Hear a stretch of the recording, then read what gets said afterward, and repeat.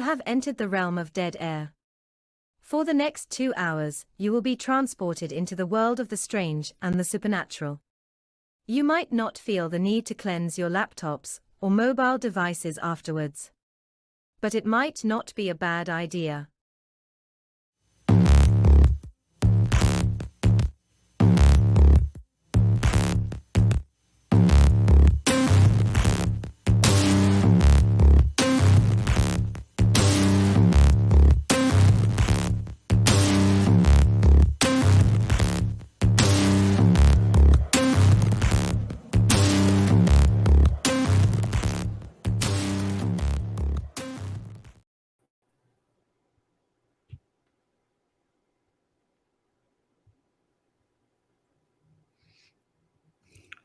"22 years already. It blows my mind that there are people who were not even born then that are out of high school, some into college, some even married. It's mind blowing. Good evening, everybody, and welcome to the pre 9/11 Dead Air show. This is Dead Air Live on the Dead Air Full Spectrum channel. We are simulcast with KGRADB.com, KGRA on Facebook. My name is George Lopez. With me, as always.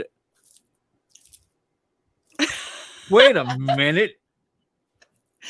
Ken suddenly has a lot more hair. Ken has grown hair. I knew it was possible.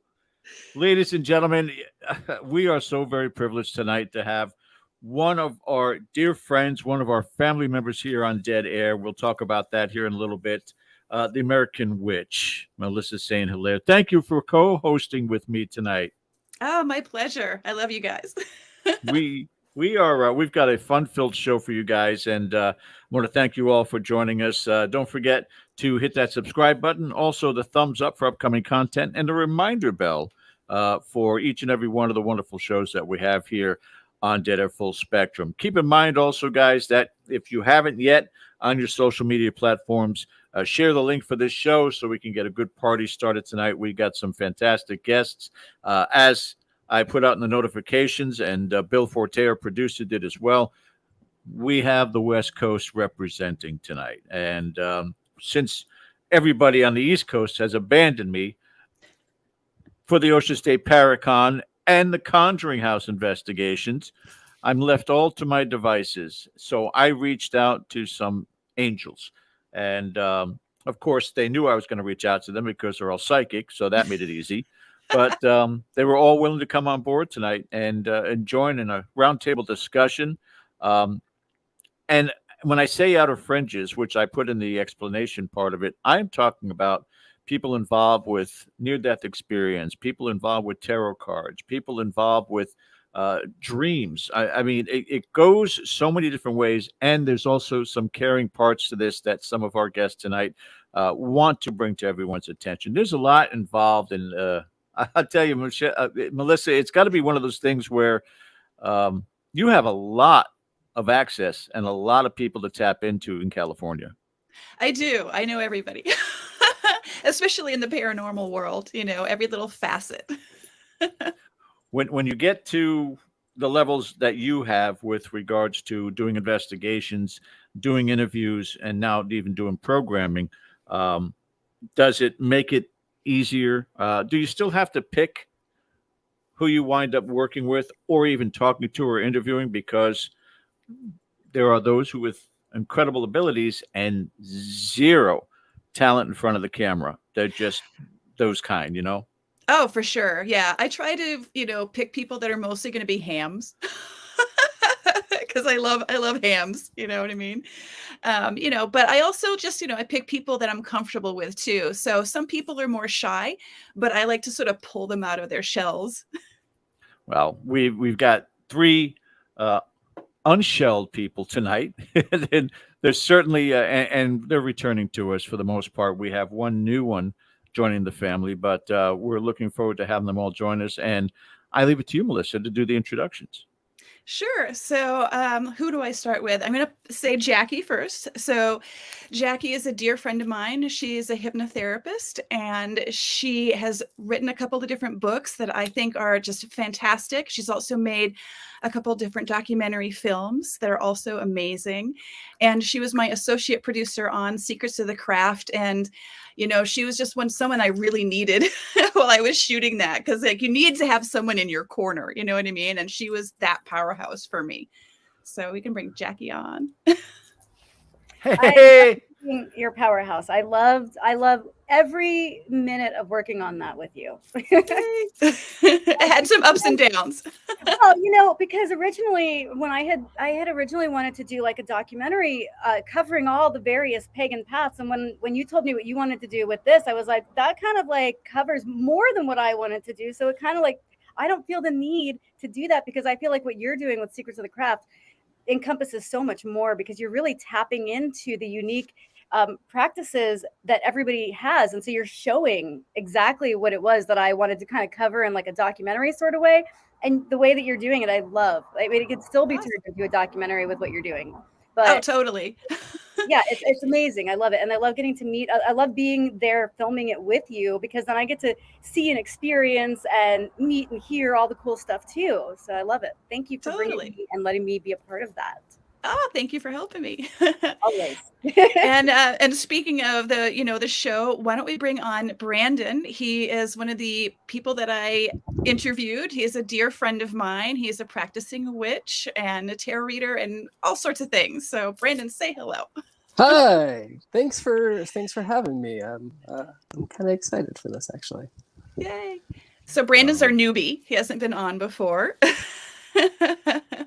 I've actually done very few interviews up to this point. Melissa kind of got me started last year, I think, when she broke me out of my shell to bring that circle. Yes. Well, you're definitely not going to be put on the spot here by no means. I mean, we're all pretty much family here. So go for the next 2 hours. Don't tempt me. Tell us about your mother. This is what Dead Air is, though. It's just a bunch of friends having conversations of things we're interested in, and questions along the way in either direction sometimes. So feel free as well. It's not one of those things where, unless somebody's coming on to promote a book or a TV show or things such as that, we just love doing these shows. Ken and I both do, unless of course Ken's too busy at the Conjuring House. One of these days, we're going to go to the Conjuring House. You and I, George, we're going to do Damn it. right. Damn right. Yes. Now, we're missing somebody. We are. Who are we missing? Who could it be? I'm thinking. I thought it was John random Zappis. person. Hi, random person. Hey. Hi. I have no Cheryl shell. Well, thank you guys again. And it's earlier your time. By the time you get done with the show, it'll be time for a late supper, and you can still catch prime time. So that's pretty damn sweet. That works out well. Let me ask you guys first, how did you all survive the tremendously horrible, almost doomsday-like, barely Category 1 hurricane? I made soup. It was great. How much did they put fear into those advertisings and commercials and newscasts? Was it like, hey, get all the shelf off the water, get all your batteries. This is going to be really. Oh yeah, the stores were crazy. It was like packed. It wasn't quite COVID, but it was almost COVID. No, the stores were totally empty. Like I went the day before it was supposed to hit, and I think where did we go? Like Target or something, the grocery store, a couple different places, and shelves were empty. It was chaos in the aisles. It was craziness.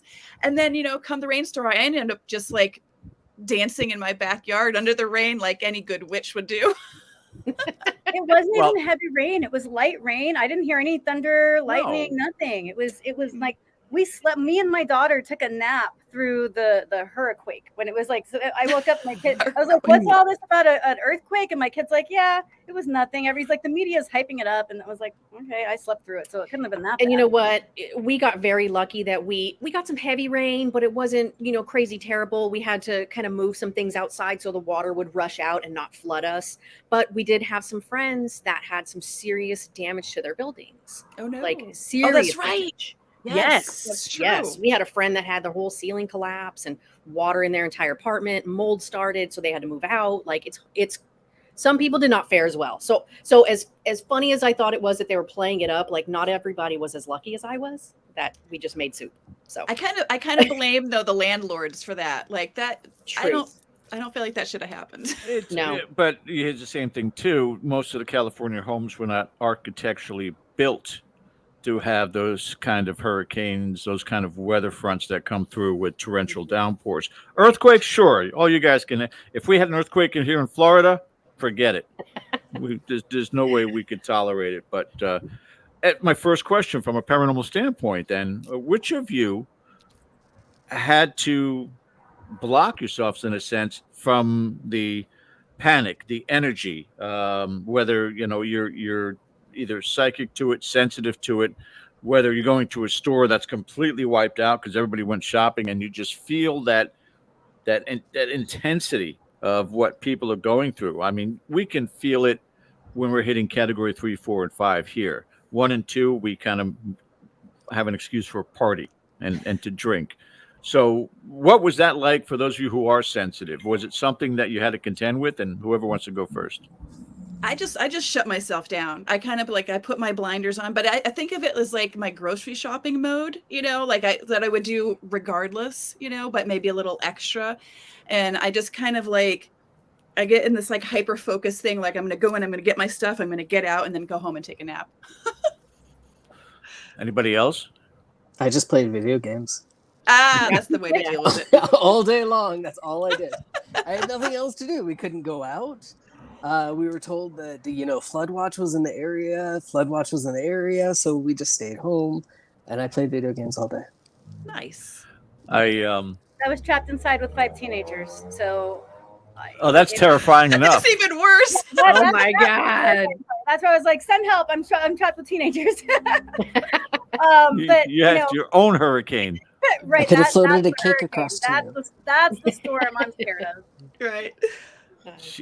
Well, so, one of the things I wanted to get into here, guys, and I talked, I was just chatting back and forth with Melissa. I said, if you can come and co-host, there's some things that I really wanted to get into. One of the ones here was near-death experiences. And Melissa's like, I got somebody that'll come on that can really get into this. But I don't think it really has to be someone that is either a researcher or experiencer, because this is kind of, again, as we talked about, the outer fringe of this field.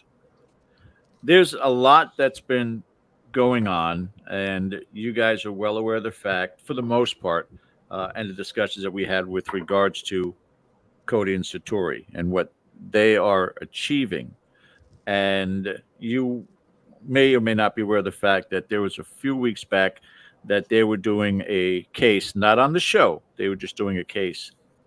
And I said to Ken, who runs Ocean State Paracon, but also runs Rise Up Paranormal, Ken, I am asking Amanda, who was on my team, she passed away several years ago, if she could bring this certain person up to the investigation to just show up, to just appear.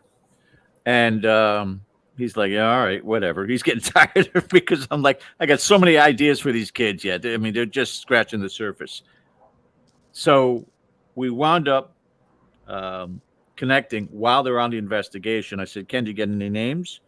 And he said, they only got a name Chris. And I almost fell out of my chair. I asked Amanda if she could send up to this investigation to communicate with Cody and Satori, Chris Kyle. If you don't know who that is, there was a movie called The Sniper. And he was the sniper in Afghanistan who wound up coming home, helping veterans, and a veteran killed him, suicided him as he was trying to help them. Bradley Cooper starred in that movie. And so the odds of that happening, but then it's not about the connections with Cody and Satori. It's not about connections with those who are passed, but just how much, as far as that energy is expansive, or how contracted it is at one point in time or another, that I could ask Amanda to ask this spirit to show up in Rhode Island.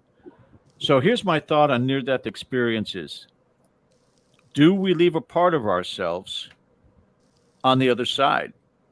Because I'm becoming more and more a firm believer that spirit is omnipresent, or they could be in multiple places at the same time.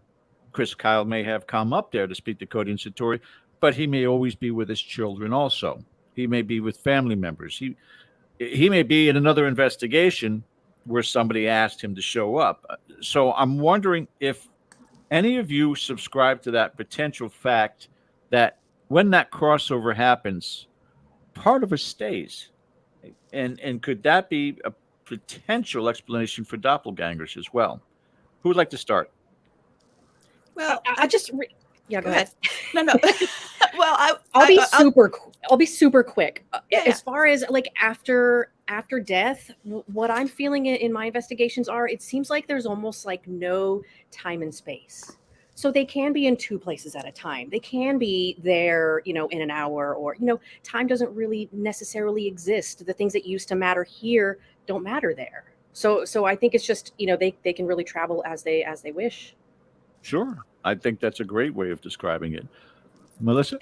Yeah, I would go so far as to say that all of us, even if we haven't had an NDE, there's a part of us that's on the other side. I'm convinced that when we're born into this world, there's a part of us that sort of stays connected. We talk about our higher selves a lot. And I think of that higher self as sort of existing in the other realm at all times during our lifetime. So, an NDE, I feel like it's just sort of like, I don't know, maybe it reconnects it, maybe it makes it a little stronger or something like that. But I think we're always plugged in.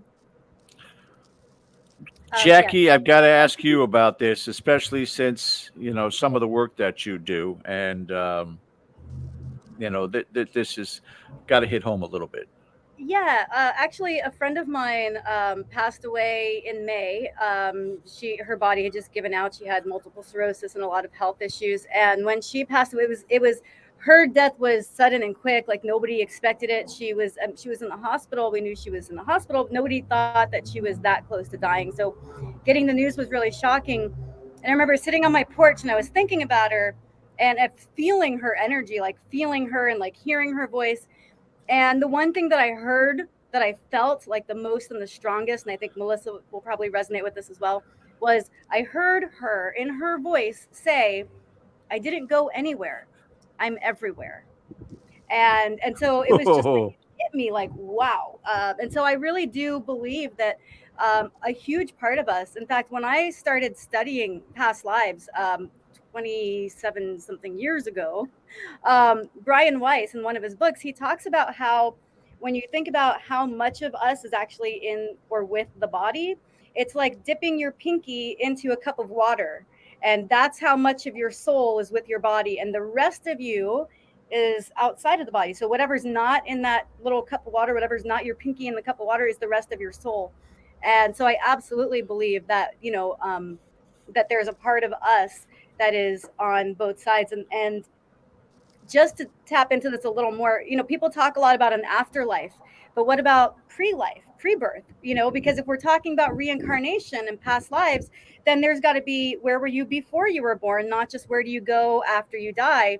And Melissa probably remembers when I was pregnant with my daughter, I had asked her, I was like, is there a way we can, if you can talk to a soul on the other side and you can talk to people who passed over, can you talk to someone who hasn't yet been born? Because she had to have, passed over at some point, right? And so the friend who passed away, she was also a psychic medium.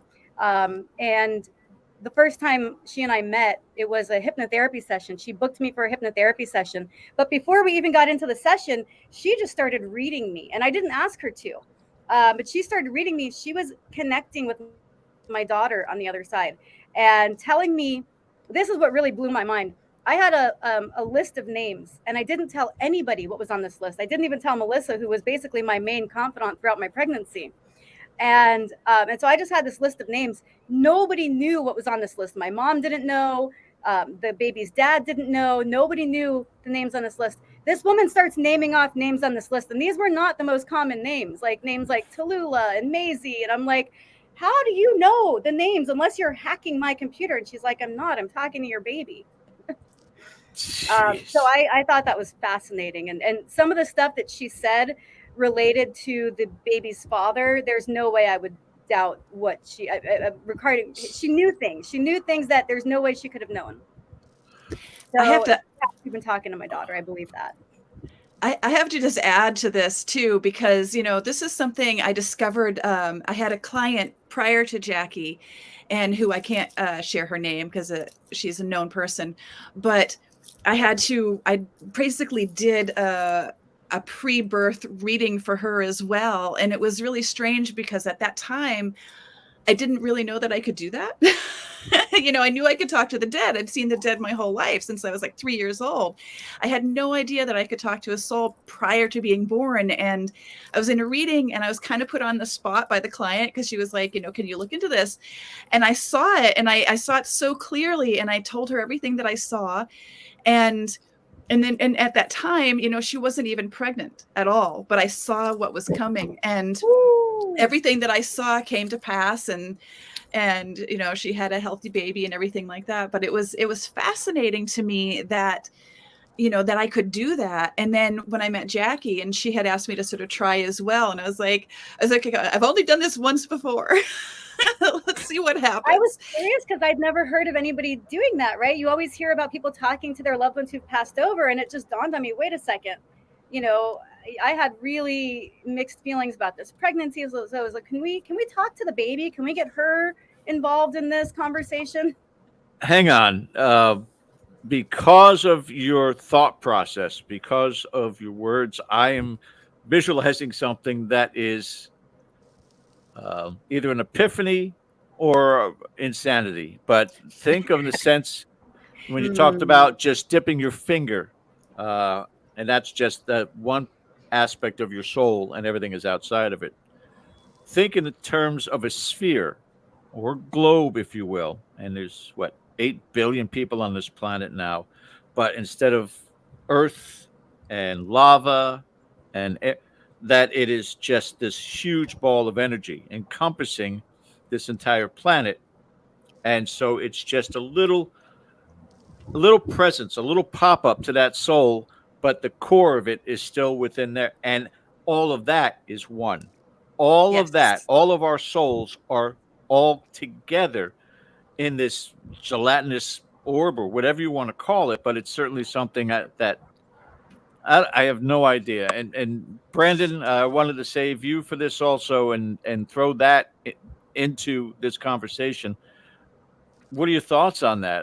Again, you know, there is an essence of us that is here, as Cheryl said, prior, during, and after. Is there where it goes to? You know, we've always kind of been programmed in society to think a room or a floor. Now, you know, everybody's on the same level playing field. It's not eternal in this direction, that direction, or internal. We've not looked at it that way. How do you look at it?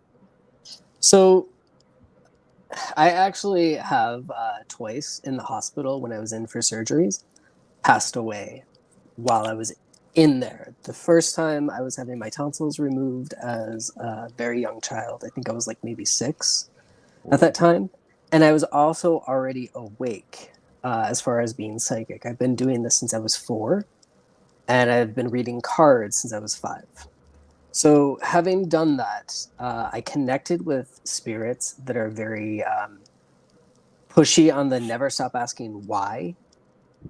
Just always ask why. Why is this a thing? Why does this exist? So I've spent time having passed on to the other side, utilizing the same circuitry or the same pathways that I took to explore that further, to see what exactly is happening on the other side. Do we die and that's it? Do we die and become something that's more massive? Or do we just go into the hole again to reincarnate? And I've discovered that it's kind of a personal choice of the soul from when I've gone to the other side.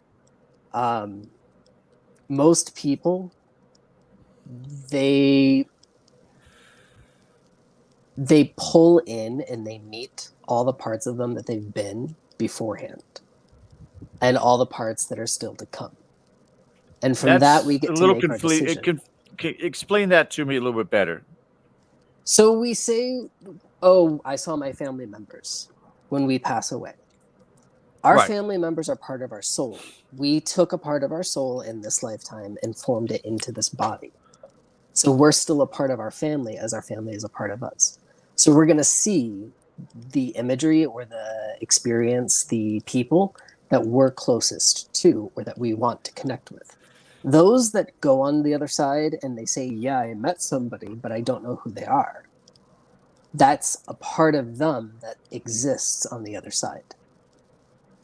Goes Love back that. to my theory though about just one collective that and I'm a crossover. I want to cross over to something else with regards to it, that if you're seeing people, you may again be connecting to any of the other billions of souls or infinite number of souls that are out there. And I wonder whether or not when that transfers over to dreams, we wind up, and I know for me, as far as personally, the vividness of some of my dreams and the locations that I'd never been to before, and the amount of detail that's involved with it also. I wondering again, when we are asleep, our soul maybe gets a little bit further or firmer of a connection to that collection. And so you may be picking up on experiences from one of the other spikes to another soul on this planet. What do you think? Or I your would past agree with lives. that. Yeah, Past totally. lives, future lives, like it's kind of all happening all at the same time from the way that I can see it or the way that I've experienced or the way that I've communicated with spirit on the other side. They say everything is happening all at once. So everywhere, what is that show? What is that movie? Everywhere, everything, Every, all at once. yeah. Yeah, that was such a one. Oh, He'll be back. okay. Yeah, Oh, we He, lost he's back. he keeps blipping out or something like a Thing like a time It's- everywhere traveler. at once. It's his spirits. They Mhm. just mess with him all the time. Yep. Yeah. Oh, he's back. But we listen, we're just meat. We're just four legs and a bunch of different things that make us up as a human being. But comprehension wise, I wonder as to whether or not any of us could really completely comprehend all the intricacies of what lays on the other side. I think it just makes it a neat little package to put it into a book such as the Bible or any other religion that's out there, because that's the only way we can really understand it from a very young age all the way through adulthood. And it's easier to have it as an acceptance as you're getting later on in your years and wonder, or God forbid, something's happening from an ailment part, that it's sooner. But there's a comfort to information you can comprehend. No comfort if it is like everything everywhere all at once, all at the same time, anytime. It's all interacting together. When you go to the other side, that's why you're almost completely omnipresent and aware of what's happening, because it's just part of this entire thing. Uh, will we see that in our lifetimes? Well, probably not in my lifetime, but will we see that coming to terms that this is way bigger, guys, and we've got to start understanding that and not just take things as the gospel. Unfortunately, I have to use that term, but in written terms, that's not really accurate. But it's easy for humans to understand it this way. Will we ever get to that plateau, do you think? I think so. I do. I mean, if you look at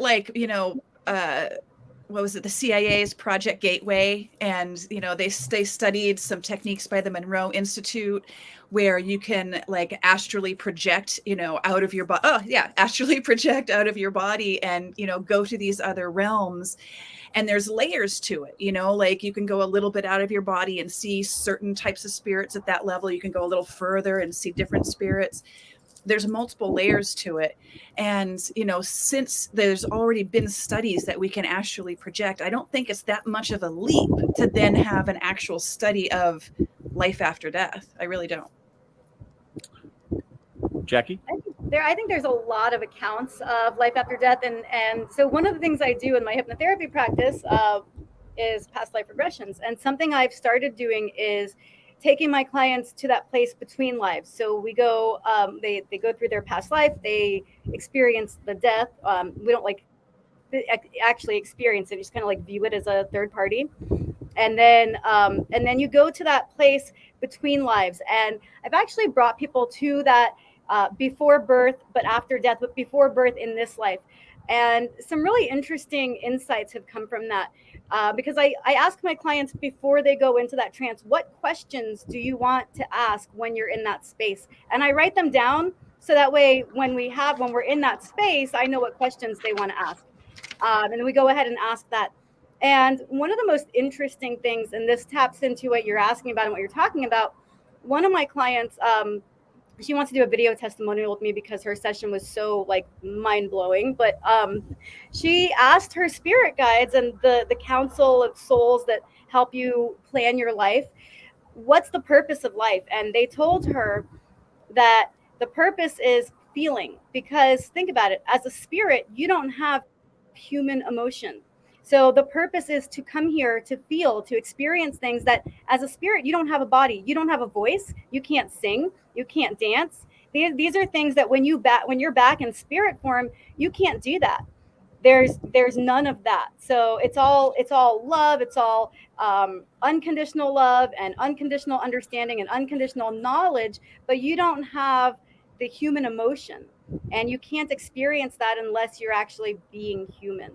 And I thought that was such a profound thing. That's the purpose of life, is to feel emotions. That's really what's going on. And she said music is one of the most powerful things for us to tap into, to feel and experience our emotions. Well said. Yeah, and I just thought that was so profound. And this type of work has been so interesting to me to see my clients go through that and have those conversations with what Branden was talking about, your family, you're a part of your family. This woman, she had some issues with one of her family members and went into the session hating this family member, came out of the session with complete love and forgiveness for this family member, because she was able to discuss with them, what did our souls plan for this life? And why did you put me through X, Y, and Z? And when she got these answers, it was life-changing for her. So that's part of what I love about this work, is being able to connect on that level and being able to connect with that other side, but you're doing it without a medium, you're doing it without a psychic, you're doing it having your own experience with it. And I like to be able to take, I can't do what Melissa and Branden do, but I can take people into that space so that they can connect directly. Interesting anecdote to what you were saying. Go ahead. Well, yeah, let me give a quick anecdote here. Well, years and years ago, during an investigation, we had asked the spirit, what do you miss most from not being alive anymore? And the answer was my mirror. The simple vanity of doing your hair and makeup, it was a routine from every morning. And that just really struck a chord for me. Again, with the little things that, and we'll get into attachments here in a little bit, but the little things that we just take for granted, and in the next life, it's just man, I'd love to do that. That's incredible. All right. Question? Sure. Yes. So I started doing a lot more research on this whole past life regression, because just the things that I've experienced doing these paranormal investigations, it seems like, maybe I do have a different purpose than the, criminal investigation that I went to school for. So, I was kind of thinking, let me see if I could do a past life regression, see kind of what happened to me previously. Maybe that's what's leading me here. But what you're talking about almost seems like, is that a quantum healing hypnosis? It's a different technique, right? That's added into the past life regression where you can get kind of a clarity on your life's purpose and kind of have a more profound experience. Yeah, I don't know if I would call it the quantum healing stuff. I think was what Dolores Cannon was teaching. I think that was more like her method of it. And then oh my gosh, I can't think of his name, but I have his books. And he has an institute. Michael something has an institute, and he was the one who was really teaching the whole life between life stuff. And so when I really fell into his work, and I was like, I really want to incorporate that, because I feel like it takes it beyond just the past life, and then it does give you more answers and more clarity, more about your soul purpose. Perfect. So if you're ever interested in doing that, just, you have my information, contact me. I've been researching for a long time, actually, because why am I the way I am? Plus, in a previous episode when we were investigating Balgoni Castle, that, all the women got kicked out, and, I go in there and I have no problems. And somebody's like, well, you were a man in a past life. And I'm thinking, I mean, sure. So I would love to know kind of what my purpose was before this, because I'm very handy.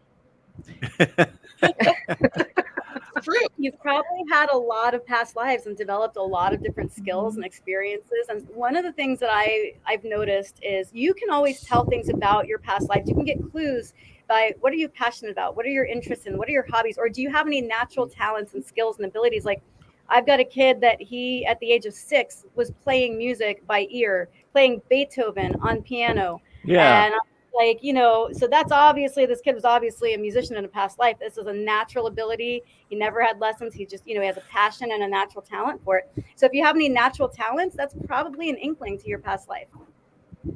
Wow. I'll So, agree to that. I will agree to that. Branden, so those spirits that haunt locations, then, are they just spirits waiting for a body? Or are they a different type in purgatory kind of a thing? Well, purgatory, the way I've been shown purgatory, is nothing like that. Most of the times when I've personally gone on ghost hunts, or when I've lived in haunted homes, and it's just a repetitive thing where they're saying whatever can be heard, it's because a part of them was left there, but it's more of the emotional part. It's something that holds such a strong energy, because emotions are tamped down or tempered a lot, and people don't understand that every emotion we have is just, it's an act of magic. We, as witches, when we're doing our magics, we incorporate emotion into it, and we feel drained after rituals because we've given all that emotion that we had that was bubbling to the surface.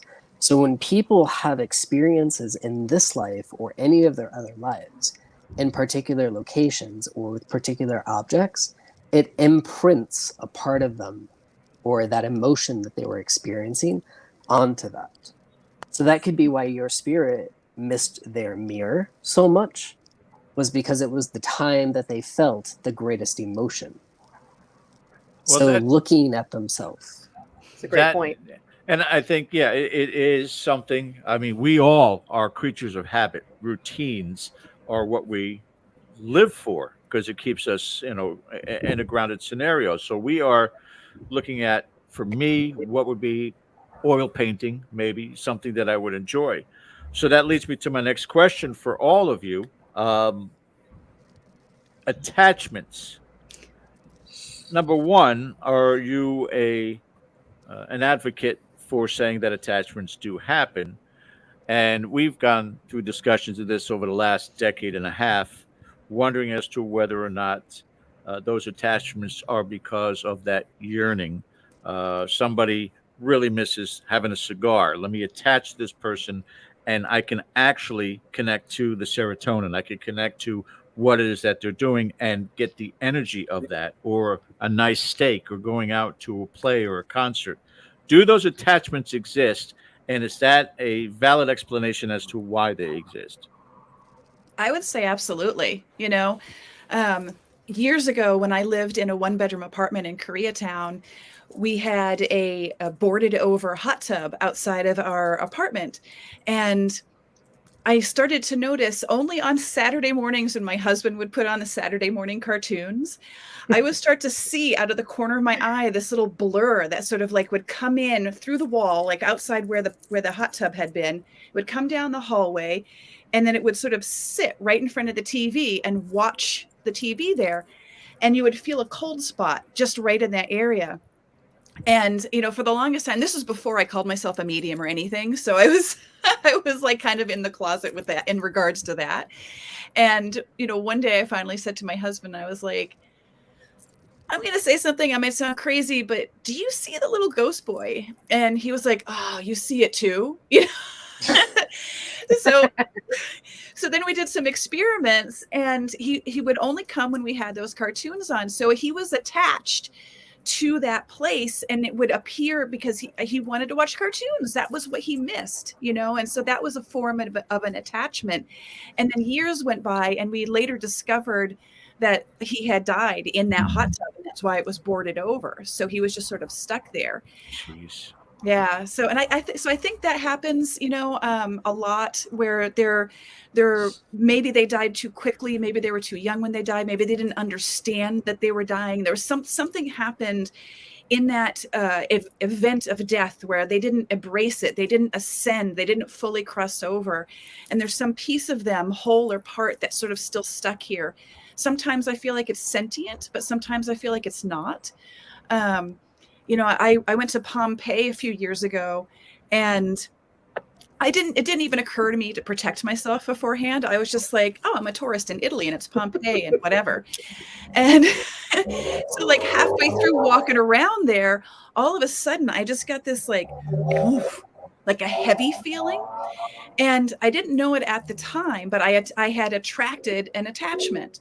And for the rest of the trip, I was a little off. Like I didn't feel great. I was tired all the time. I was extra hungry too. And I gained like 5 pounds, just like eating all the pasta I could find.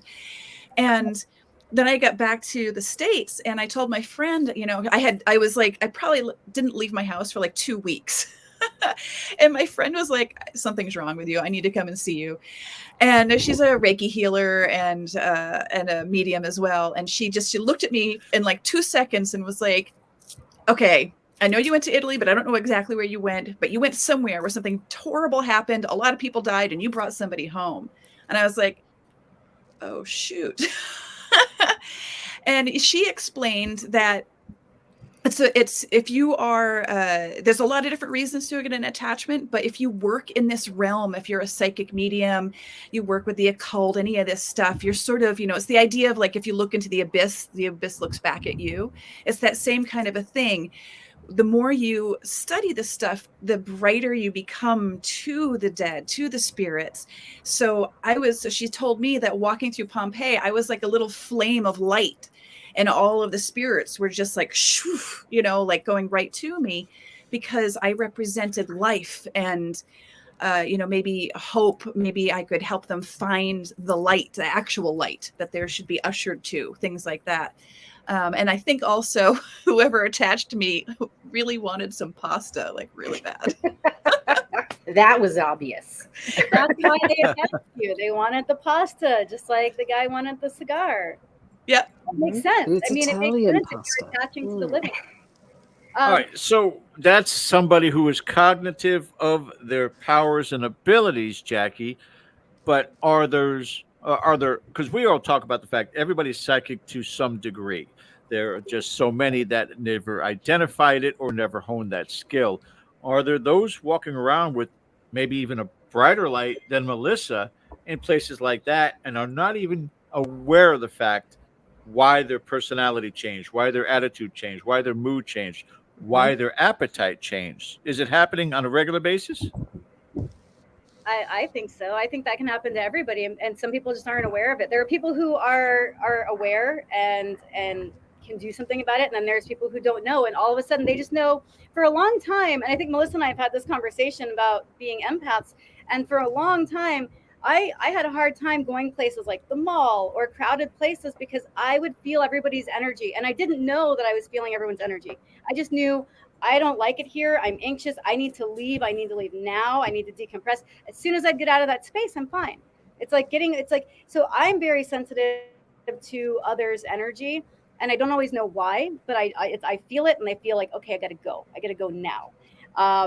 And so when you're in that state and I didn't know. So I feel like a lot of people, they just might feel off or feel like something's wrong, and they don't know that it's, some sort of psychic energy or an attachment or anything. They don't really know. They just know that they don't feel right and they need to leave this area or this space or this person. Yeah, and George, I feel like there's not much difference between, us as the living being drawn to a certain person, or, really getting along with, a certain person right off the bat. You're drawn to their energy. And I think even with, I've had so many interactions in the paranormal investigations that I've done where it's like, I really connected with something. I really connected with someone.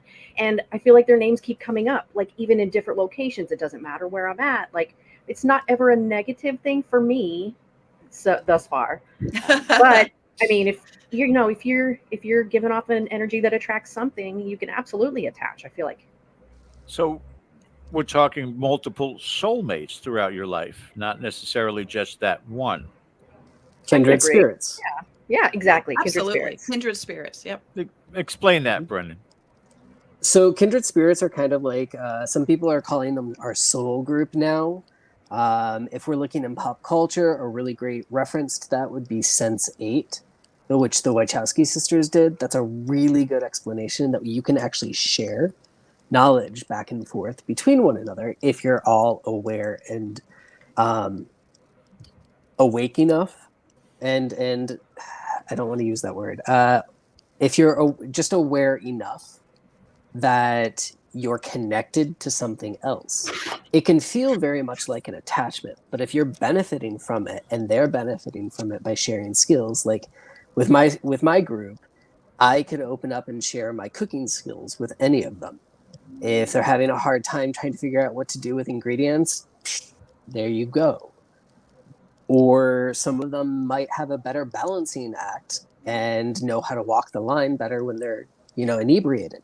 So I might borrow some of that and borrow their sobriety to walk the line if I need to, like, to use those as examples. But that's kind of what a kindred spirit soul group is. Soulmates are the ones that can change from this soulmate to this soulmate in each lifetime when we elevate ourselves to different frequencies, or we put ourselves into different ideas or ideologies. It'll change which person in our soul group we're going to connect with and who's going to become our soulmate and who we become soulmate to. Because everyone within our circle of kindred spirits, they're supposed to be our soulmates. But which one in each lifetime is dependent upon where each one of us are during certain periods of our lives. All right, let's take it to the opposite side of the spectrum, something that unfortunately, fortunately, whatever side you stand on this discussion, but it fascinates the viewing audience. That's why they go to haunted houses during Halloween. That's why they watch the paranormal shows, is the dark, the demonic, the malevolent. And where do you think that comes from, including serial killers, including, people that, is it something that has been instilled in them? And you could say genetically, psychologically, abuses and things they've dealt with, but there's still that soul. Is it an untainted soul? Are we confusing? Is the soul pure and the person evil in that circumstance? Or do there really exist these dark, sinister, and again, you see me doing this motion rather than being part of this, as something is coming in from outside of that collective and invading some space of a human being. I'd like you guys to respond to that. Real quick, did you hear that demonic noise when he started talking about it? Anybody? I'm like, we have evidence. Yes, I was going to point to you, Cheryl, because I was like, you heard it. I know saw my you heard face. it. Yeah. I did. Yeah. It was, car passing. I didn't. Yeah, it was Jacqui's traffic. Yeah. Yeah, but and now they're outside my window. It's the coincidence. The timing, the perfect timing. It's perfect timing. Yeah, exactly. Who wants to I'd go like first? to actually start that if I can. Please. Because this is something that I've spent a lot of time thinking about. growing up in the 80s and 90s, you know, that was always a trap. Beware, don't talk to strangers.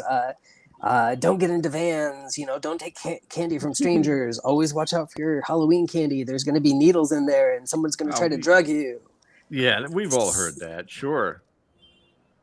Really curious. He comes right back. Go ahead, sir.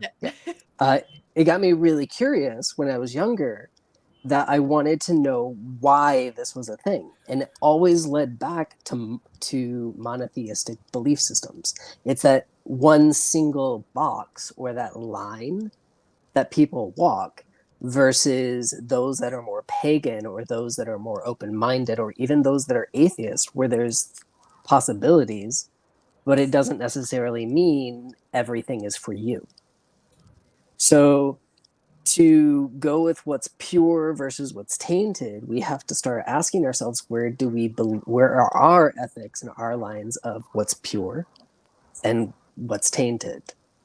If we see one person that's a lost soul and they're fighting back, we're quick to dismiss them. But when we see cats or dogs on the street and they're abused and they're fighting back, we don't give up. We keep trying to, you know, spend time with them. We try to rehabilitate them. Humans, we just throw them to the side, and we're very much like, oh, well, so what?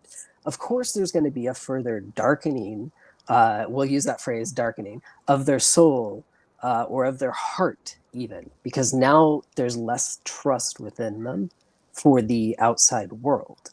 But then on the opposite end, we have people that don't go through abuses, that don't go through psychological issues, that this is just the way that their family is brought up. Look at many of the politicians we have now. This is their, you know, go-to. They don't see it as evil. So those on the outside that this is happening to, we do. We're the ones that are experiencing it, so it's evil to us.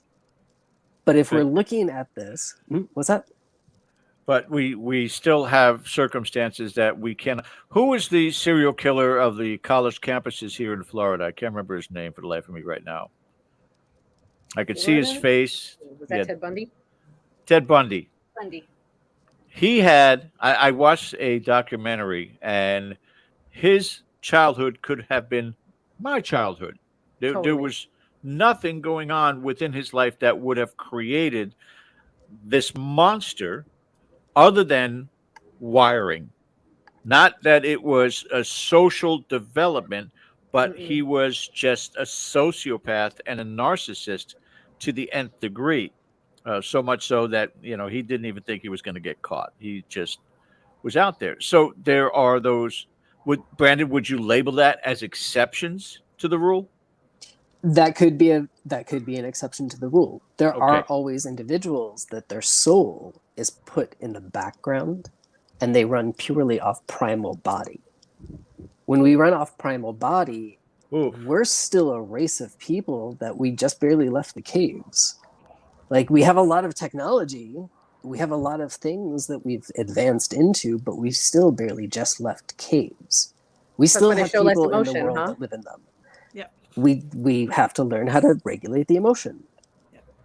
We have to learn how to, you know, experience things from a non-linear fashion and see that there's a spectrum here. It's not all just white light.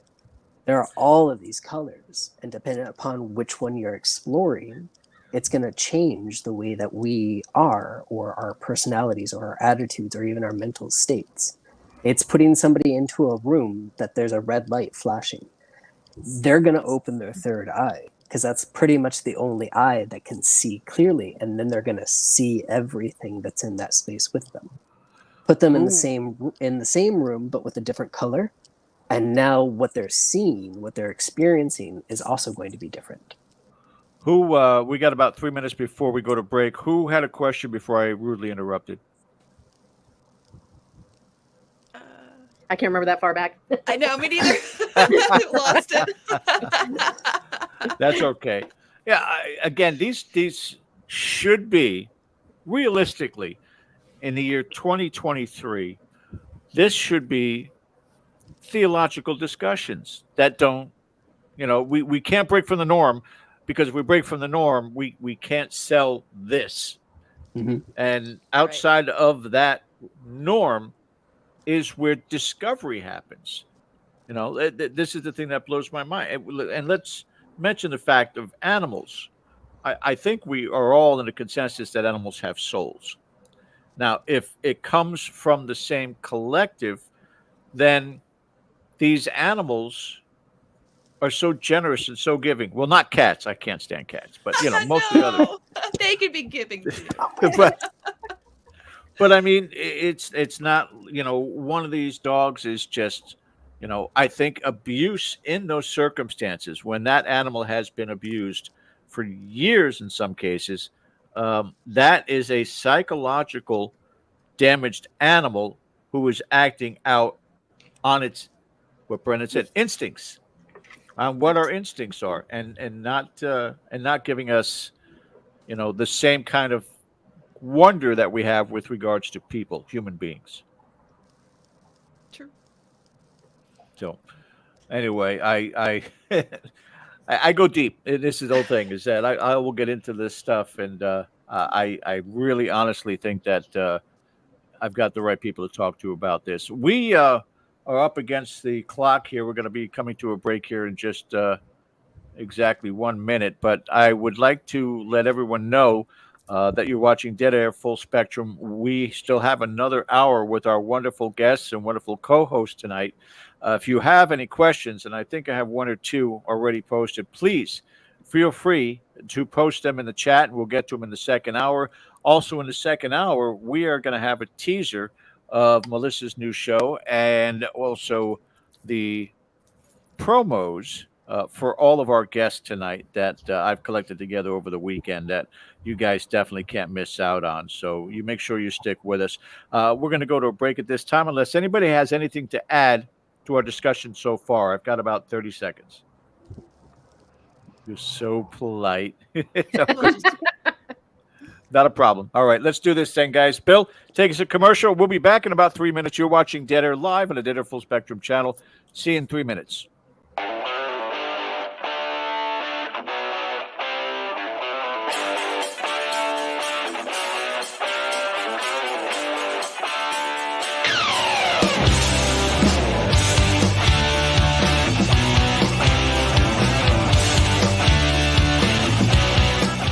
Hey members, the new KGRA DB app is now available on iOS and Android devices. Gain on-demand access to any KGRA DB programming. Download any show directly to your mobile device to listen or watch on the go. Go to the App Store and search KGRA DB. 75% of Americans are chronically dehydrated? If you struggle with focus, run low on energy, or when it's time to finally sleep, you simply can't, this can all be linked to dehydration, and Fuel Up has the answer. Our proprietary formula contains the finest cellular hydration with the strongest immune-enhancing natural ingredients. The Fuel Up system is made up of 3 different incredibly tasting varieties. Wake kickstarts your day with a jolt of caffeine. Play boosts focus while hydrating your cells. Rest not only helps you relax, but also rejuvenates your cells while you sleep. Here's what our clients have to say. I really don't miss my coffee, and you can tell the difference. So I'm gonna take it for the energy. I'm gonna take it for the play. I'm gonna take it, all day. And it works. That's the thing. It works. We love it. Take the Fuel Up Challenge now, where we offer a feel the difference money back guarantee. Fuel Up for life.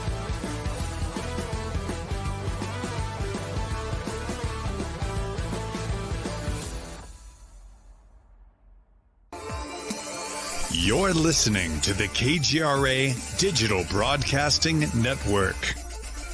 We provide unparalleled coverage of trending news in the world of ufology, cryptozoology, and paranormal phenomenon. Whether you're watching our video live stream or listening to one of our audio programs, you are getting the best from world-renowned researchers and hosts, guiding you through topics the mainstream won't touch. Miss one of your favorite programs? No problem. Head over to the members area at kgradb.com for access to our massive library of award-winning content. Make contact, stay connected. only at KGRADB.com.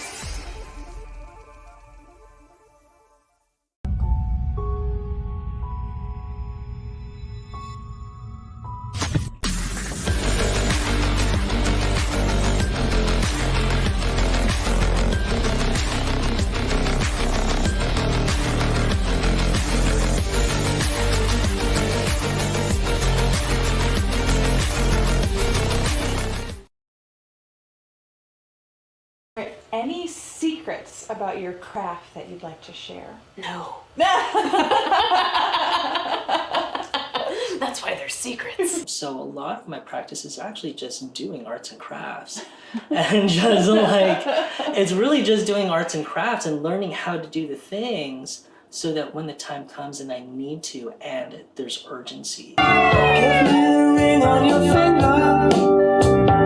Let me see the lines of your hand. Do you consider yourself a witch? Yes, of course, I do.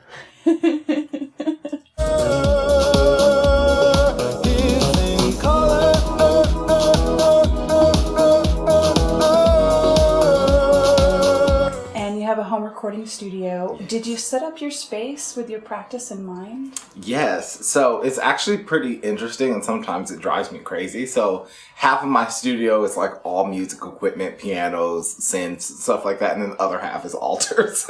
They see this word and that's all they see. And being a psychic is so much more.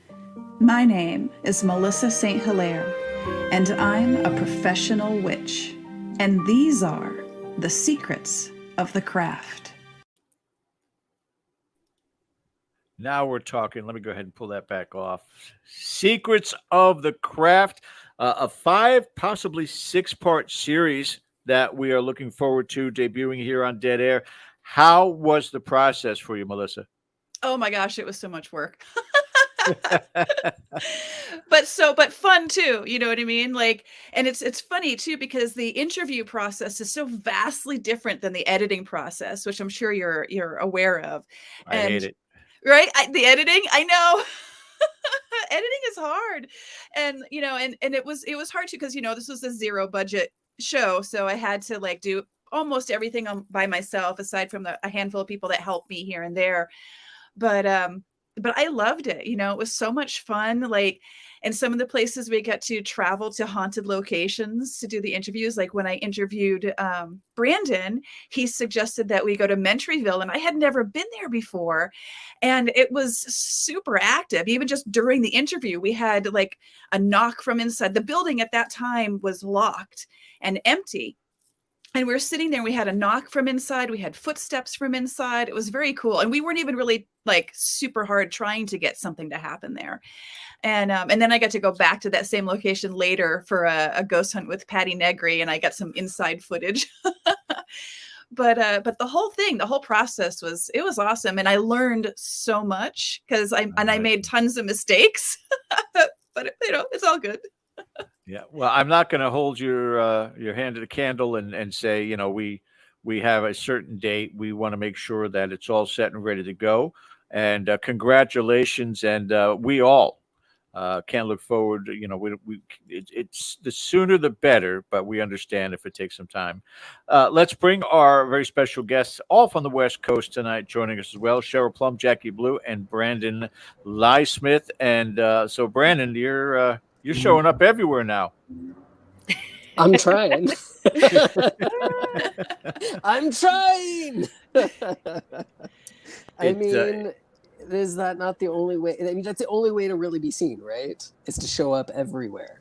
Pretty soon I'll be coming to a dream near you. Well, you're battling uphill, I think, a lot of the times.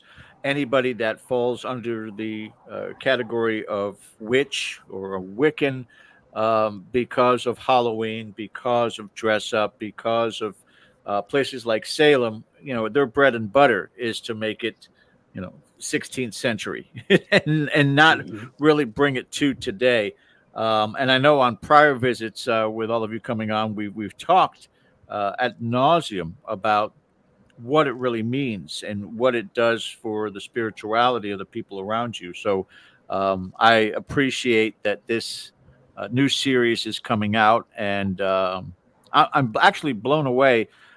When we talked about copyright, the possibility of 2 songs in that trailer being copywritten, I thought the second song was performed by Seal, and you're telling me it was the artist in the interview that sang that. Fantastic voice. Yeah, that's Elijah. He's so talented, and he has an amazing voice. I've listened to his most recent recordings, and they're super good.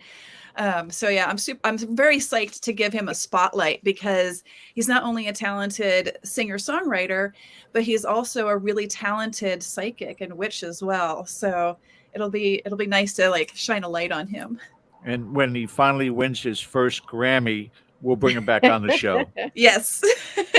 So Very George, talented, fantastic. real quick, I just have to say thank you for bringing in a show idea to Melissa, because honestly, okay, when I heard the premise, I was like, oh, that's really cool, because there's so many different sides that I wasn't aware of. Because Melissa was really the first witch that I really got to know and started to learn about her practice. But when I was like, you're filming, do you need some help? Can I come?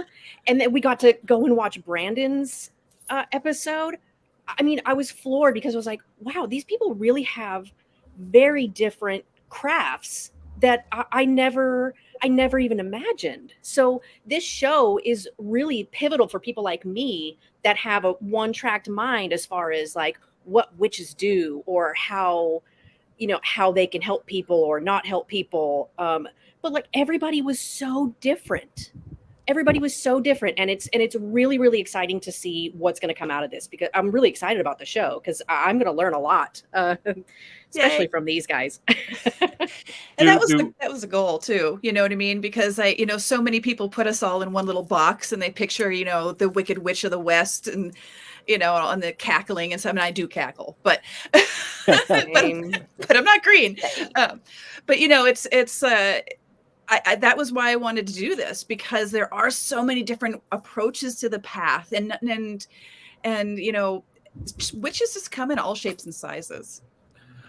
How important is it, and this is for all of you, for your craft to elevate past the stigma, to actually be recognized? Hey, would you call it a form of religion, or would you just simply say this is a lifestyle, and it's out there, here it is, and no, I'm not putting curses on your husband and turning him into a frog, or this is a whole different aspect, a whole elevation of nature, everything around us, and how we utilize that in our practices. How important is to get that level higher of recognition?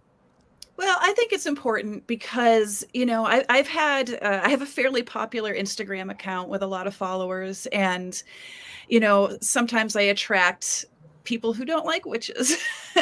And I will get comments and messages where like, I've had people message me and ask me if I kill babies in the woods at night. And I'm like, Good God. I know. I'm like, I'm a vegetarian. You got me. Of course not. No. But seriously, Jacqui's like, they're on to us. Right. But seriously, there is a weird stigma about it. That sometimes they'll say, we're out worshiping Satan. And I'm like, no, that's a Christian concept, and it's because so much of the stigma comes, and I'm not trashing Christians at all. I was raised in a culturally Christian, and I work with some Christian aspects in my craft, and there are Christian witches. But unfortunately, through that Christian lens is where we get a lot of the negative views of witchcraft. And, it bums me out, because, I try so hard. I'm not a bad person. You know what I mean? Like, I don't want to hurt anybody. I don't want to curse anybody. I just want to help people. I want to help people talk to their dead grandma, or I want to help someone get a job with a candle spell or something. You know what I mean? Like, my whole intention with all of this is just to help my community and help other people. So for me, that's why it's important to rise above, to understand that I'm not here to hurt anyone. I'm here to help. Yeah, they said it in the chat. People react oddly because they do not understand it. So I love this show because it's really showcasing all the different aspects and what you really can do for the good. Yes. And learn some wicked things in the kitchen, Branden. I know those cookies are okay. So my husband still talks about cookies. Spoiler alert. So in Branden's episode, when we were out at Mentryville, he had okay. I have to go back for a second. So I've divided all of the episodes into an interview section and then a secret of the craft. So I have, I talk to them, and then at the end, everybody shows me something that they do, whether it's energy healing or divination or what have you. And Branden had a really cool prosperity spell idea to share, and it involved these cookies that he made that I'm still thinking about them. Like if I had access to those cookies, I would be like 20 pounds heavier. I swear to God. And way richer. So And of all the things you gave me, Branden, you did not give me the website to your cooking. I don't have that yet. I'm still let's You're say still branding. I'm Brandon's still branding. developing a cookbook. Oh, hang on. Hold So that it's up coming. again. Oh, okay. The secret book right there. I actually still have a large section over here of all my books that are working on right now. I still think that you need to do, like, when you're ready, Branden, you need to do a cooking witch show, because how cool would that be? Cooking with intention or something like that. I would love that. Actually, that's a really good. Does it involve bat fangs and rat's teeth and all that? I have new Always. elf ear. Always. Not quite. You can't find those at Ralph's. Well, a lot of that's why I those, shop at Sprouts. a lot of those things, a lot of those weird old names are actually totally common plants, and I just love that. Like elf's ear is just lavender. Yeah. I have new is mustard seed. Oh, interesting. Yeah. Okay. Really? just So old, it's just yeah, pseudonyms. It's just old folk names. Yep. Old Okay. folk names. Melissa, I want to go around the horn with everybody for certain things, website-wise, and some of the projects that they're involved with to promote too. But I wanted you to talk about this first, real quick. Sure. Mediumship for Witches. So this is my upcoming 6-week series where I have this belief that everybody is a psychic and a medium naturally born. We may not have as strong of inclination towards it as others, but I think we can all tap into it. So the idea of my course is to help people tap in with those abilities, but I infuse it with spell crafting, because I find that channeling spirits and crafting spells go really, really lovely hand in hand together. They enhance each other, and the spell crafting aspect of it can tune you in to spirits. And then once you've tuned into spirits, you can put that into your spell crafting to make all your spells way more potent. Is that a good thing? Yes. Just make sure. Oh, and I should add, so this is going to be a hybrid class. When I've taught this in the past, I just did Zoom, but a lot of people were asking for an in-person class, but I didn't want to exclude Zoom people as well. So what I'm going to do is a hybrid class where you can come in person to the store, the Green Man store in North Hollywood, or you can sign up for Zoom if you don't live locally to the store. And all of the classes will be recorded. So if you can't make it either in person or on Zoom, you still have access to all the classes that you missed. And we will be doing actual spell crafting in the class. So people are going to make stuff. Yeah. The last time I taught it, we made little poppets as wards for the home. And other fun things like an essential oil spritz to help ground you. So wait, was that first one a voodoo doll? Well, I don't practice voodoo just because I haven't been initiated in it, and but this would be called a poppet. I call it a kitchen witch. That looks a lot like me, Melissa. I'm wondering now. Well, we'll just like rub his little head. Oh, I felt that. But it's fun. It's a fun, it's a fun class. I try to keep it, we cover some heavy topics because it's a big deal to learn how to tap into someone who's passed on, that Sure. can bring up a lot of emotions. And so there's going to be training to help people deal with that. There's going to be guided meditations to get people in the right frame of mind. And then, of course, the arts and crafts part, which is my favorite. Okay, so real quick, George, I did a mediumship for witches course with Melissa, and as somebody, like, I would say I'm intuitive, but I wouldn't say I was a medium at all. So I was a little bit, afraid to go into the class with people like Branden and Melissa that were just completely in tune with everything, it seemed like. But I learned so much about how to pay attention to my feelings and my intuition. And Melissa was actually the first person that I was able to do a guided meditation with, and it worked. There was something about her voice and how she led the guided meditation that I actually was able to get into it. So I keep getting goosebumps. I don't know why. You're It's your doing dad. it, Melissa. It's your dad. It's your dad. No, I think he's like right behind you. I'm dead. His birthday was 2 days ago. So, so this class is great even on Zoom. We did it on Zoom. The guided meditation was amazing. The crafts were super fun because I'm very crafty. And I thought that was going to be the funnest part of it. But really, even as a non-medium type coming into this, I mean, it was fantastic learning the crafts. So I would join if you even have a thought about it. Yeah. And, I just want to add a little point too, because some people think of this stuff as so woo-woo, but it also can help you in your day-to-day life. It can help you in your work. I watched you, Cheryl, just from early in paranormal investigations to later ones, you picked up on so much more. I could see your abilities start to grow and tremendously. And I noticed that as your abilities grew more, you started to get a lot more activity around Absolutely. you. I totally agree. And I because I'm knowing how to react to the feelings that I have, I'm starting to understand why I feel that way. And I love having, other psychics, other mediums and stuff with me on my paranormal investigations, because I'll be like, I feel this, what do you feel? Right. And kind of bounce back off of each other to, and things start making sense. And we have gotten a ton of interaction out of that. Totally. And, and it's also good for business people. I have a number of clients that work as, CEOs and what have you, in Silicon Valley and things like that. And it's amazing to me to see them use these abilities in their work. So you don't have to learn this stuff just to become a medium. You can learn it and it can help you with music. It can help you teach. If you're a teacher, it can help. It can, anything, as intuition drives us, and intuition can open doors for us. And it can also help us avoid negative people in scenarios. And Melissa with the Silicon CEO said, give me free Wi-Fi. That's how she cast a spell on them. Cheryl, I don't think that's quite right. Do a little promote on here too, and tell us about your website and what you offer up.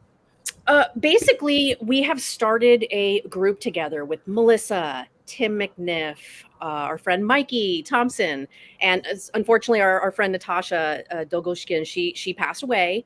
But we're trying to get things together. So if you need house cleansing, if you want a paranormal investigation done, if you need something that you can't really handle, that's a little bit more spiritually crazy, just get a hold of us. My website, I have a ton of links to my friends' pages. So it's a lot of informative, kind of sharing the knowledge of, the people in the field that are making strides in the field. So all of these shows are all shows that we've completed and done. There's a lot of dead air, full spectrum on there. Yeah. But we've also been doing a lot of work with the Spirit Realm Network, doing live stream investigations, and they're super fun. We get to go to these great places. Melissa's now working with us as well. Mikey took a little hiatus, but he'll be back with us shortly. And I mean, it's just really sharing the knowledge and sharing our friends' information, just so we could kind of, bring things together, not be so separated in this whole paranormal world. Exactly. It is. It's a collective unto itself, and needs to be, without question. Jacqui, you are up next. Jacqui Blue, including some books, from what I understand. Correct?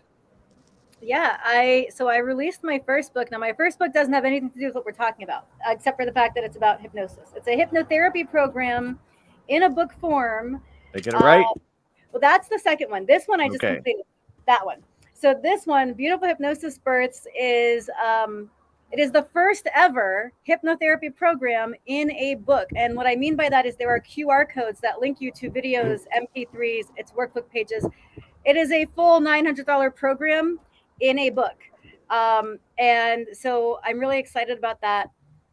The first 15 chapters are a normal book, and then the second section is a whole 6-session hypnotherapy program. I would like to put more full hypnotherapy programs into books, but this one, Mind Magic is for everyone. If you have a subconscious mind, this book is for you.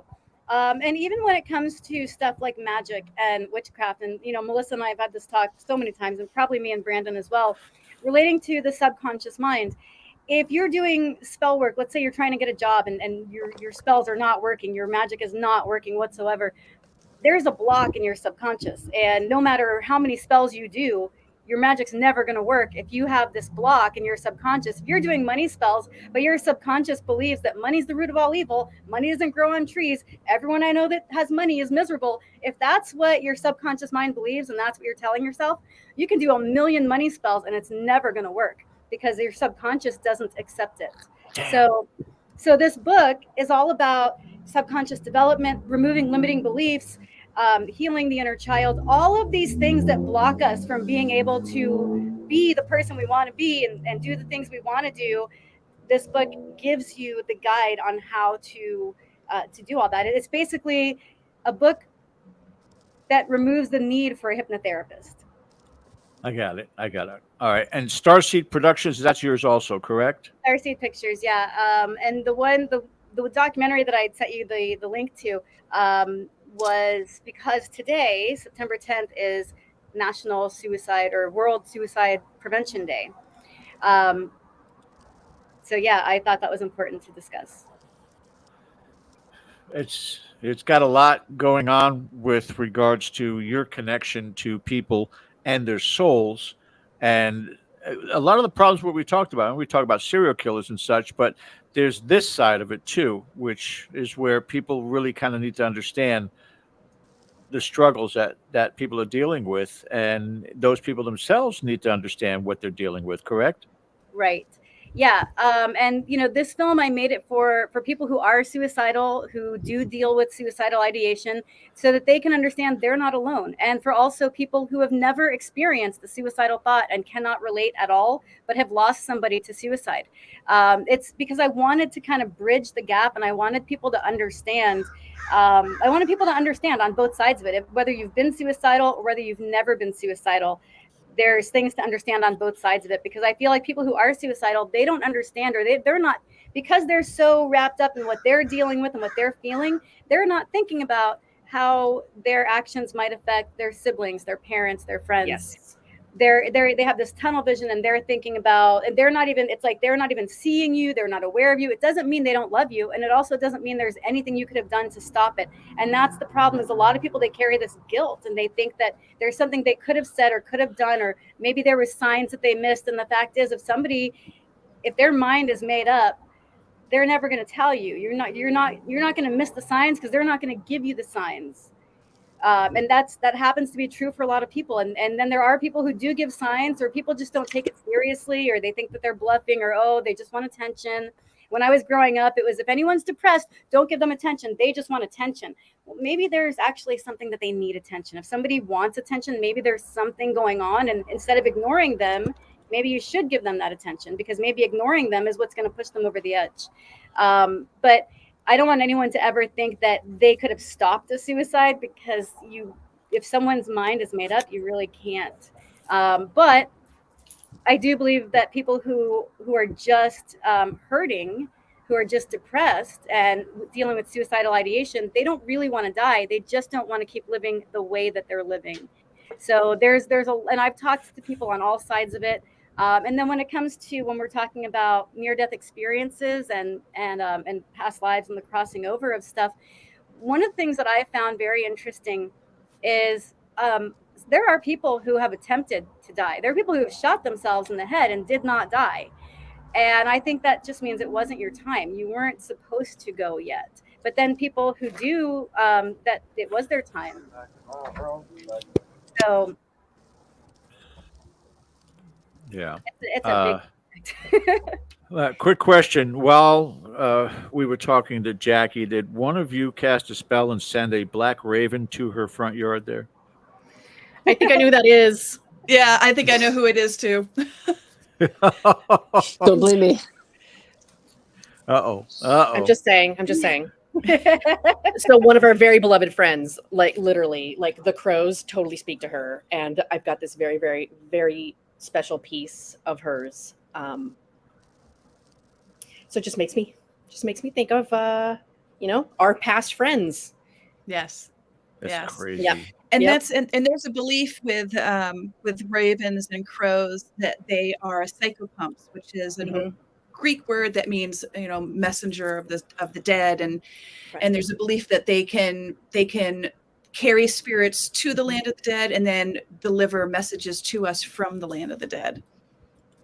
Yeah, it's fascinating because you guys, I did it as a joke about hearing that raven, and you guys are like linked to us, up. honestly. You're linked up. It's crazy.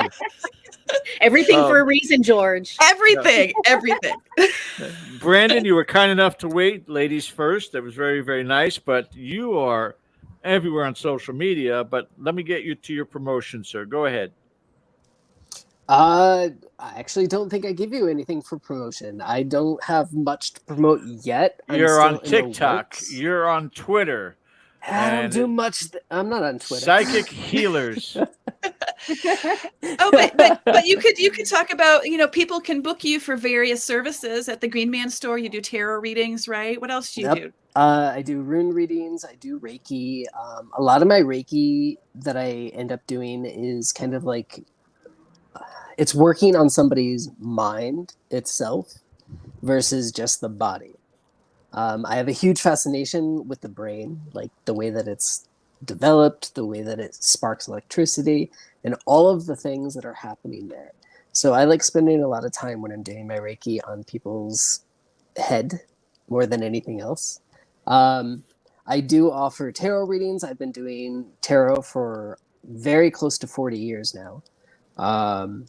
I also, talking about attachments, I can tell you about your attachments if there are attachments, and I can probably talk to it. And people talk about soul contracts now. I can do that as well. I can, if this attachment doesn't need to be there, I can create a contract for somebody to send it away. Within the next month, I'm hoping to get launched a podcast that's actually done on the Futhak runes, which I just finished teaching a class on earlier this year. I've been reading the runes since I was a teenager. I'm still kind of in development phase for the artwork for it. So here's the logo. So you get to see that. Nice. I like doing everything by hand. So this is the logo for the show. It's going to be called Smokin' in the Runes, or Smokin' the Runes. And we're going to be talking about how to intuitively connect in with that, how it's about our fate, how it's about everything that we are, how it can answer questions that we don't normally think to ask. I'm the type of reader that I don't just do simple, am I going to get this job? I'm the type of reader that you can actually ask, how is this job going to affect my life? How is it going to ripple into each part of my life, social, family, etc.? And I can tell you where it's going to take you. That's what I like to do with my readings. I don't like to keep them simple. I'm not plain white paper.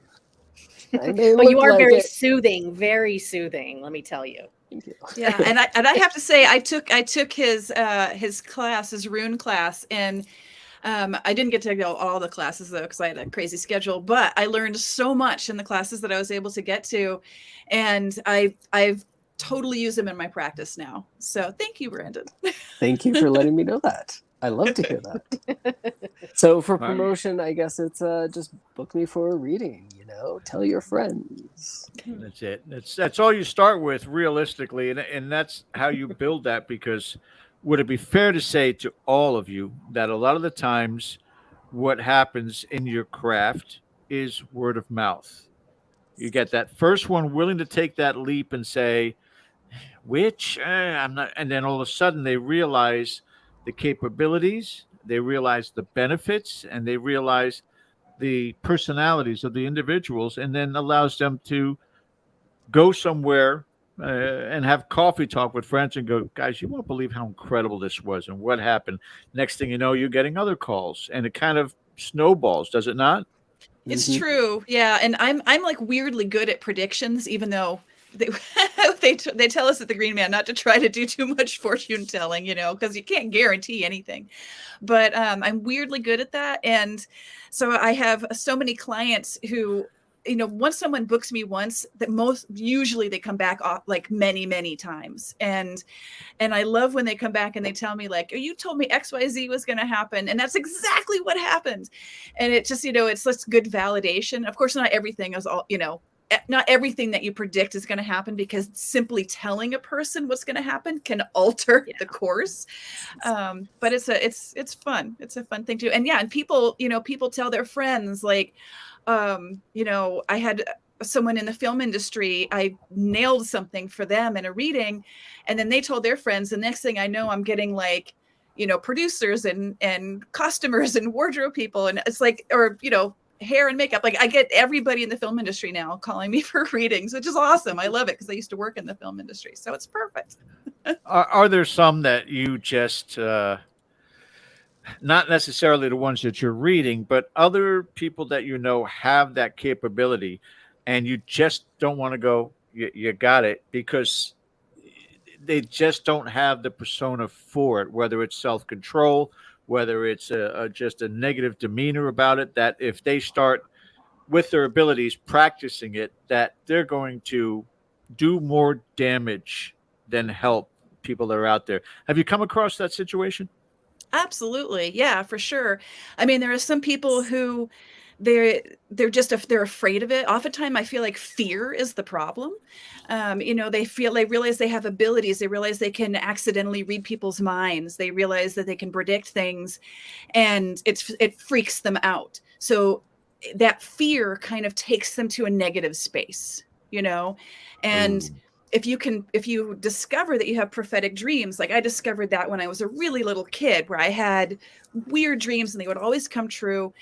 And, you know, I kind of just thought it was funny, but I know other people who have them, and it freaks them out to the point where, you know, they're afraid to kind of do anything because of having this dream come true. Because what if it's a negative dream? What if it's a nightmare and then it comes true? You know, and then if you start down that path, you can you can find yourself sort of manifesting more negative things because you're just focusing on the negative predictions. And so, you know, the trick is to sort of keep it open, keep it neutral, and not focus so much on negative, positive kind of a thing, if that makes sense. How do you navigate those waters, all of you, really? Because here you are trying to expand the knowledge of your craft, of your field. You know that there are others out there with capabilities. And yes, they could go down the road and call themselves psychic mediums and leave it at that. But the witchcraft part of it, the healing part of it, the benefits of that knowledge, you're kind of, again, hitting brick walls along the way, trying to make the right judgment calls to recruit the right type of people that are out there. So are those hindrances kind of frustrating for you? Yeah, absolutely. You know, because there are some people that have these abilities and then they practice witchcraft and they use it for negative purposes or malefic purposes, or even just selfish purposes, which, you know, nothing wrong with that. Everyone has their own path. Everyone can do what they want to do. It's just, who do you resonate with and who do you want to associate with? You know, if I see someone who's, if someone is coming to me, because I also do mentorships on on the low key. I have 3 mentees right now. I haven't promoted it or anything yet. I'm just kind of doing it privately for some people who need some guidance. But I have a couple of mentees that are young, and they're like half my age. You know, they're starting to discover that they have these abilities, and they want to do good with them. You know, so they come to me for help, and then I sit and I chat with them on Zoom or whatever, and I answer their questions and I help guide them, you know, towards a higher path, so to speak. But then there are some people, they don't want help. They discover that they can get a lot of money or fame or power for themselves using magic, and that's what they want to do. And hey, everybody has their own path to walk, and maybe that's their life lesson that they have to learn. And I think intention has everything to do with all of this. I mean, if you have good intentions, you're going to have good responses. If you have bad intentions, the karma's going to come. So intent is everything, I think, in this field. The reason why I host a show, and have been doing so now for over 15 years, is I have more questions than I do have answers. And even in this circumstance, with this group being on the show and talking about those that will do harm with the knowledge. And then we talk about things such as suicides and wonder whether or not can somebody using it in a dark manner create or influence that situation. And as don't please, this nomenclature by no means is insulting, but as a good witch, as a good practitioner, can you detect that? Are you able to know, this person has had psychological issues. This person has a tainted soul. This person has this problem or that problem versus somebody screwing with him. Oh, yeah. Really? Totally. Oh, yeah, totally. Yeah, because it's an energy thing. I could talk to someone for 5 minutes and be able to tell, like, are they cursed or are they doing it to themselves? More often than not, it's self-imposed. You many times we can accidentally curse ourselves. It could be a mental health situation. What? Yeah, totally. You can curse yourself. I mean, if you tell yourself over and over again, nothing works out, I can't get any money, I can't do this, I can't do that, you're cursing yourself constantly and manifesting that negative path. You know what I mean? So that's one side of it, and then there's sometimes there's tricky issues too, though, because if you're hearing spirits, someone might think that you're a little, not right in the head. So, it's a tricky thing to navigate. You have to be really delicate. You have to be really careful. I try to be, I'm kind of naturally compassionate, so I can't help myself, but just want to help everybody. But you navigate those waters. And I've had people who, have come to me and said that they thought that they were cursed, but as I got to talk to them, I discovered that they were actually having a mental health issue. And so I've had to say to them, sadly, someday I would like to study psychology. Right now I can't afford it, but eventually I'm going to go that path. But I have to say to them, look, I've helped you as much as I can. And now I'm going to direct you to someone else, someone like a psychiatrist, therapist, or somebody who can actually help you with this particular thing, because it's out of my wheelhouse, But yeah, you can usually tell. Branden, I think you could agree that you could usually tell pretty Branden, quickly. You were shaking and nodding your head rather as if it's personal experience speaking. Very personal experience. I've met a lot of individuals that come in, and all they're told is that they're crazy. That and that word, crazy, that there's nothing actually happening here. But what I can see with them traveling behind them is a spirit guide that's trying to shake them to wake up and to stop doing all of the toxic things that they're doing in their life. If they're ODing on, or if they're binging on food, if they're drinking too much, if they're spending too much time, rushing from one sexual encounter to the next and taking no time in between to really center who they are, they're going to start experiencing some weird things because it opens up parts of us, maybe not just the third eye, but it opens up different eyes within us, different parts of us that are able to see. And we can see this on other people that are able to reflect it back to us. So when that happens, a lot to go into He'll a be place. back. He'll be back. There we go. Oh, when that happens. When that happens. When they see that reflection, when they see that part of them, it makes them uncomfortable, and it can make them take on that aspect of being crazy. So now they've just added that layer of, as Melissa was just mentioning, it curses them. it does add a layer to what is happening and creates a split where there is this actual thing happening spiritually, happening to them soulfully, and then there's this other part that's happening to the body and happening to the mind. So those two parts of them split. A split or a tear? Split. Okay. Things that are split can come back together. Tears have to be repaired. So think of it like a split in water. That's going to close itself up naturally. Okay. When we have something like that, that's a split for me. That these two parts of you are just being separated by something else. There's something constant happening here, like a water wheel, and it's just keeping that water separate from each other. If we stop that aspect, or we stop that thinking that we ourselves are crazy, then it can repair that in the way that it now becomes smooth again. But if we are going at it over and over and over and over and over again, we're going to splash the water every which way, and it's going to leave that little pool that we have, or the cup, to play off of what was mentioned earlier. Putting that finger inside of the cup, if you're just swirling it around, you're going to get water everywhere. That can be considered like a tear, because now you have to repair what you've lost. You have to fill yourself back up with that essence that's now no longer, present. Wow. Does that make sense? Very much so. Very much so.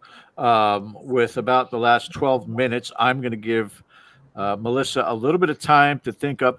I took it easier on her. I didn't have her do any of the questions tonight as co-host. So I'm going to make sure she comes up with one that you guys will either be stumped by or really interested in. But I would still like to hear from Jacqui and Cheryl on this topic too. Jacqui, anything you wanted to add? Well, I was actually wondering if Melissa and Branden would be willing to chime in and talk a little bit about what actual, and Melissa knows why I'm asking this, because she knows the experience that was had.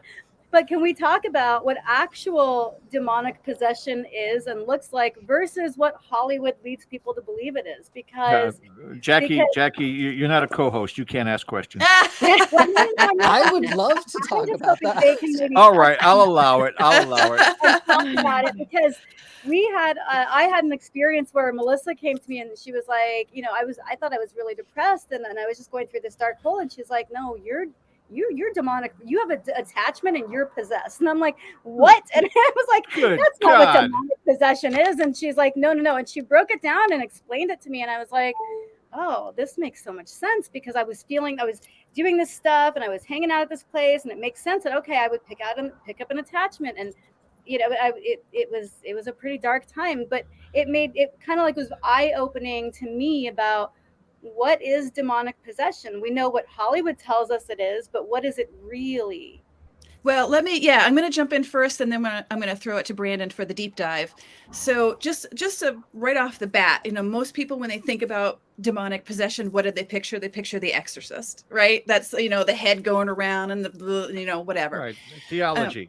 Yeah. But, when I was, with Jacqui, and when I saw her, I'd been spending a lot of time with her, and we would talk, we would hang out, we'd laugh, we'd drink some wine, and have a good time. And then all of a sudden, as she was showing up, it was like, you know what I mean? It was like all of the life had sort of drained out of her, and there was sort of like a what would they say, like a dark cloud hanging over her head kind of a thing. And I find that if someone does have a negative attachment, that's oftentimes how it plays out. The person appears depressed. They don't have joy. They don't have motivation. They might get a little agoraphobic, not even want to leave the house, or they might turn to substance abuse, or just other destructive activities. So that's how I would sort of describe the biggest difference between like a Hollywood possession versus real life. And Branden. Hollywood from real life. When it comes down to just like what the Jacqui and Melissa were talking about, it's more of something that is kind of latched on to us and is pushing our soul out of our body. That's a possession to me. More than just demons can do that. Most of the time, demons won't even bother with us. And when we're talking demons, we're talking infernals, because there is a big difference between the mainstream version of what we consider to be demons and the infernals, which were old gods or old spirits of the land that the first peoples were working with, or they had a working connection to. So when it comes down to possession of a demon, in the sense of an infernal, I don't see them being the ones that are actually possessing people. But they're the ones that in Hollywood are doing the possession because they have the big names. It's like saying, oh, Celine Dion is taking over my voice right now. You know, it's right up there with being a large name. We are recognizing it. We're seeing this in repetition. So why not continue to repeat that phrasing that this entity, which is designed, or its goal is to kind of work with us, just as angels work with us. If we're shunned or we're pushing away from that energy, we're lacking a part of our complete picture.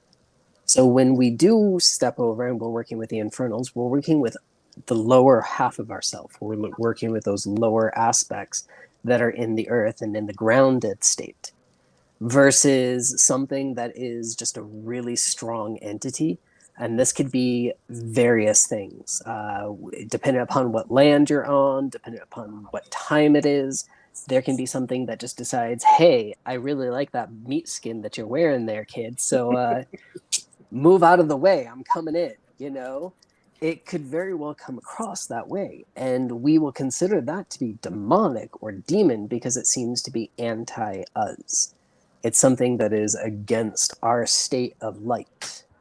To go back again, it usually happens to people that have large states of light, or as Melissa was mentioning earlier, when spirits see us glowing more or they see us with a brighter light, it's because our point that we're connected to the other side has gone from being a pinprick to the size of a tunnel. So they absolutely see this as what we see tunnels as being, going from one place to the next. It's a mode of transportation. So they're going to see those with those really bright lights as modes of transportation, and they're going to ride it. They may not stay within one body for so long because it does deteriorate the body if there is a large enough possession or it's a large enough entity that's kind of taking in and taking over. Infernals won't usually do that. If they're going to do that to somebody, it's to say, hey, you really fucked this thing up. So let me just send one of my lower people that's a little closer to your vibration and let them inhabit you for a little while and puppet you to show you what it's like if you were doing something of pure disrespect to another source and utilizing their name in that place. It's like all the people that go around and say, oh, that was in the name of Satan. Well, it's a concept, but it doesn't necessarily mean that Satan. It could very well be that, you know, oh, the ghost of your neighbor who died 2 doors down that was abusive to their family and overdid the alcohol has now decided, oh, look, you have a bright light, so I'm going to jump into you. I'm going to take over you. I'm going to possess you. But everyone else sees it as demonic because now you have 2 souls that are creating such a large spark and such a large charge that you can make things manifest and you can make things happen. So like the turning on of televisions or the static that's constantly going, the lights flickering on and off, it's because you have 2 sparks that are fighting. You have 2 things here that are trying to generate energy, and that's exactly what happens when we, you know, have atoms swirling around each other creating light. It's going to create power source. Does that make sense? Is that bond dissolvable? Yes. I mean, Hollywood says, you know, bring in the priest and bring in the Holy Bible and bring in the, you know, the holy water, but it's not that type of connection. It doesn't have to be. You don't have to bring in any sort of spiritual holy text. You just have to be an individual that if you're working to remove it from somebody, because I've done that. I've had to work on exorcisms on humans and on an animal and on houses, where I've had to go in and remove something that was so deeply rooted and latched into them that it was a pure possession. So doing stuff like that, it's really like... If I can jump in for a second, because, I actually had an experience like that with my house, because you mentioned you had to exercise a house before. And when I first moved into the house that I'm in now, there was something here that was very negative. And I started to have, and it also ties into, we're talking about Jacqui's documentary. I started to have actual suicidal thoughts that came out of nowhere. They weren't, I could tell that they weren't me. And so I sat and I meditated on it, and I talked to some witchy friends and mentors and things like that, because I was like, I don't know what is going on.